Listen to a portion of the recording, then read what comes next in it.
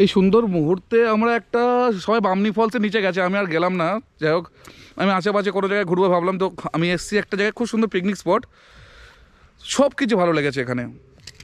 পুরো জঙ্গলের ভিতরে বাইক অবধি চলে এসছে, জঙ্গলের ভেতর দিয়ে রাস্তা দিয়ে বাইক অবধি চলে এসছে, পুরোটা জঙ্গলে ঘেরা সুন্দর জায়গা।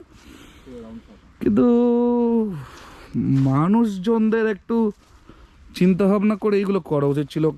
এত সুন্দর নেচারে বোতল ভেঙে রেখে দিয়েছে, প্লাস্টিকের প্লেট মদের বোতল, প্লাস্টিক মদের বোতল, পুরো জায়গাটাকে পিকনিকের নাম করে নোংরা করে দিয়ে চলে গেছে।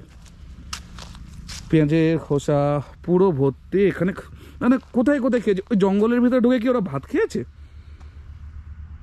ওখানে প্লাস্টিক, এখানে তেলের প্লাস্টিক, এগুলো যখন চলে যাচ্ছে গুছিয়ে নিই যা। এখানে তো ভাড়া তো দিতে হয়নি পিকনিক করতে গিয়ে, পিকনিক করুক বা খেতে আসুক, কাউকে তো ভাড়া দিতে হয়নি, অন্তত নোংরাগুলো তো গুছিয়ে নিই। যা দ্বিতীয়বার যে আসবে, যারা আসবে তারা অন্তত পরিষ্কার দেখুক। মদের বোতল ভেঙে খেয়ে গেছে, রেখে যা, ভেঙে দিয়ে চলে গেছে, রেখে দিয়ে গেছে প্লাস্টিক। তো ব্যাপারটা কিছুই না, ব্যাপারটা হলো কি, এগুলো মানসিকতা। যে আমরা যেখানে খাবো, যে আমার পার্সোনাল যদি জমি হতো না, আমি খেলে আমি পার্সোনাল জমিটাই পরিষ্কার করে রাখবো, যেটা আমার না, কারণ না, কেউ বলার নেই, তো আমরা এরকম নোংরা করে দিয়ে চলে আসি। এই মানসিকতাটা চেঞ্জ হওয়া দরকার আছে।